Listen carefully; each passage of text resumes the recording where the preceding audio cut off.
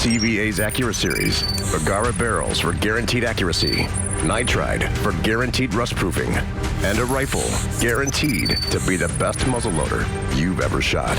CVA, it's just a better gun.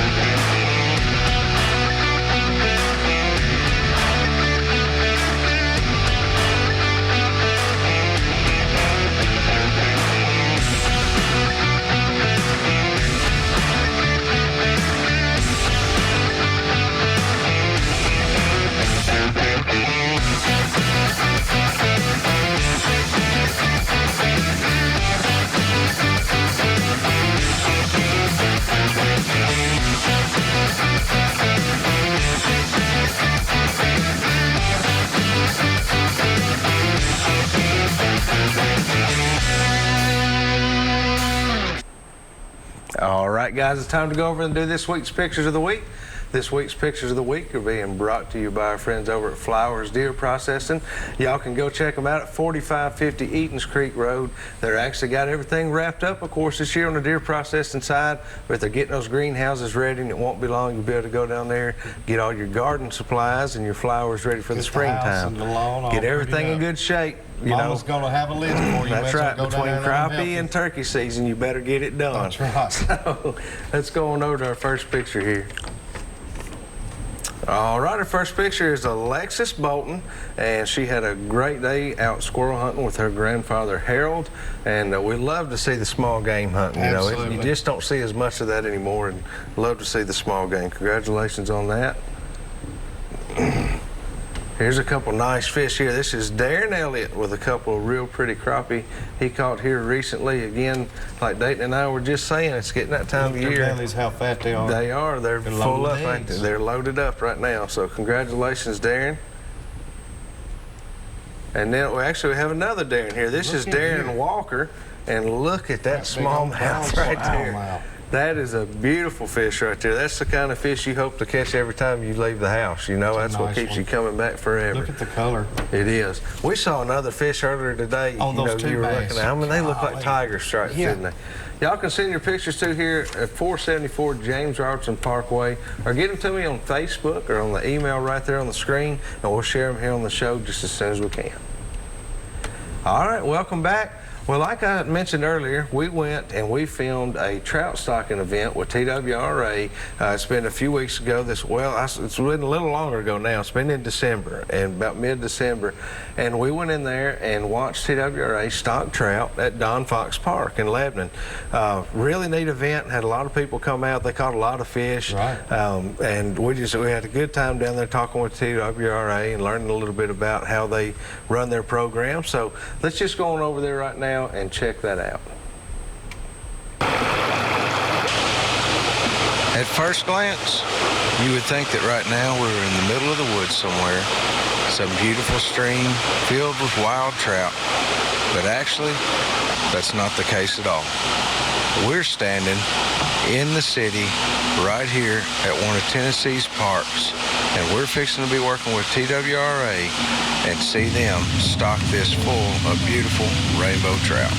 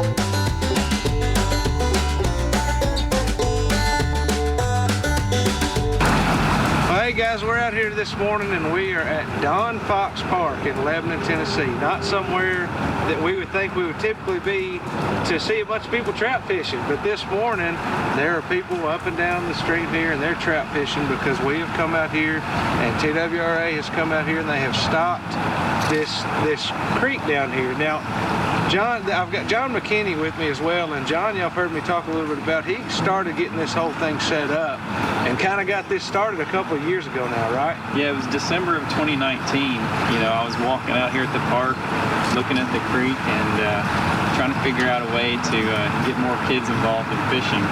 And, you know, I made the suggestion to TWRA to possibly make this a winter stocking location for their trout program. And now what creek is this that runs through? This is Sinking Creek. And this comes originally from underneath our square. That's right. There's a spring that feeds this all the time. So it actually probably isn't a bad place to have these trout in, and I think a lot of people are going to enjoy them for a while to come now, over the next little bit. Now, Daryl, tell me a little bit about, now that these fish are in here, how long will these fish be in here that y'all put in today?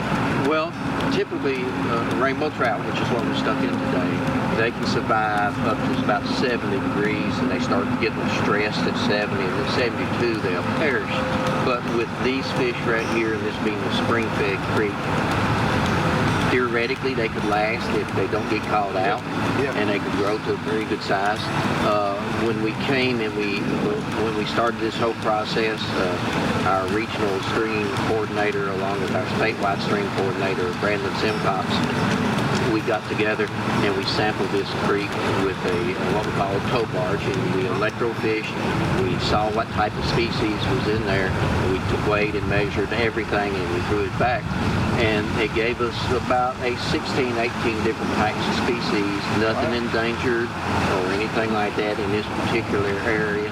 So it let us know that, you know, it would support trout, and the trout would not displace anything that would be endangered or in need of management and things like that.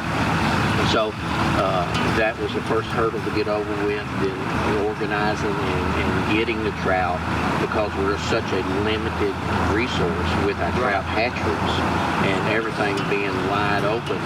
We're producing as many fish as we can, and everybody wants fish. So we're constantly trying to readjust, look at places where fish need to go, where we need to cut back, where we need to add to, where we need to drop, and where we got to. So we actually had a meeting in the early part of the year. Okay, where do we need to go with these fish? So a lot of times you'll see us out there, you know, counting number of people, talking to people, seeing how many fish are there, how many fish are being caught. So are we stocking too many fish? Today we put in 350 just to see as that initial batch, is that going to be enough? We'll be out here all day talking to people and seeing how many we've caught. Then we'll drop back, and in some places we'll actually use game cameras that are on time-lapse photos. That is a really cheap way. We're hanging a $100 camera out there that's taking a picture every hour on the hour, and hopefully we can get a good count of the number of people utilizing the resources that is limited. So that's what we're looking at. Now, statewide, all of these fish come from the Flintwell hatchery. The trout. The trout, yes. The trout comes from the Flintwell hatchery. They produce a lot of trout a year, and they go statewide with those trout. Those eggs will come in from Idaho, and they'll raise them up to 10, 11, 12 inches, depending on how old the fish are. And then they'll go in different places with those trout, all the way from Memphis to Chattanooga. So people just need to keep an eye out. You know, maybe on y'all's website, they can go and they can find out the stocking, I guess, a program there as far as dates. If you go to our, if they haven't changed the website around this week, if you go to tnwildlife.org, go to the bottom of the page, I think it's on the right-hand side, it says Winter Trout Stocking Program. You will see that, and that's totally different from what you will see in the Hunting and Fishing Guide, which is the spring stocking programs. Yeah. Well, we certainly appreciate it. We appreciate everything that you guys do all the time. But I think that this particular program is just fantastic. There's already several kids down here fishing this morning. I know this weekend there will be even more. John, thank you again just for not only, coming up with the idea, but staying behind it. I saw you put out different things online numerous times, and you've done a lot of things to bring people to know what's going on here, and I think it's just going to get better from here. So, yeah, I agree. Fantastic deal. Again, guys, we're at Don Fox Park here in Lebanon, Tennessee. You guys can come right down here, enjoy the walking trail and the playgrounds, and do a little trout fishing while you're at it. So if you get a chance, thank one of your TWRA agents. They do a lot of things for us. They keep these waters stocked for us, do lots and lots of work to keep them managed, and things like this, I really see they're just really going out of their way to do things for the public. So be sure to thank them. Guys, I guess we'll see you around soon, and we might need to go get us some rods out of the truck, John. Yeah, I think so. Get down here and get in on the action. So we're going to get that going. We appreciate y'all tuning in. We're going to head right back over to the studio, and we'll have some more Southern Woods and Waters.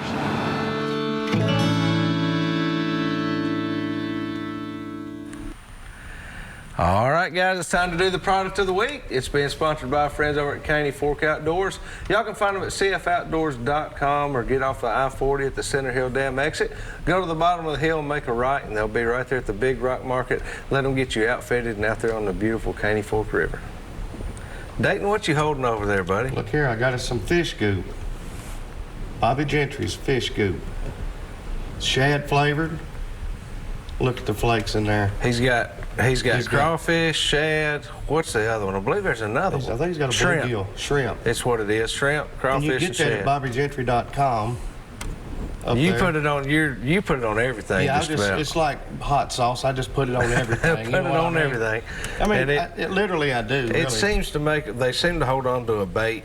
In my opinion, I don't know if they necessarily eat it more, but you won't get as many short strikes. Right. They tend to hold on to a bait better when they've got something like that. I use scent on crankbaits, just about everything. Yeah. Especially a topwater lure. People don't think to put a little bit of fish scent on your topwater lure, so like a spook or something, if he comes up and misses it, it's not just a dry lure, it's got some pheromone stuff in it. He might come back again. He might come back again. Yeah, that's right. Well, that's a good one. Y'all go check him out, BobbyGentry.com. They have Get a lot you some of fish products scoop. on there. They do There's have a lot of more. stuff. We're Yeah, going to share some more next week, too. We're going to get ready to take another quick break. We'll be right back here in just a minute with some more Southern Woods and Waters.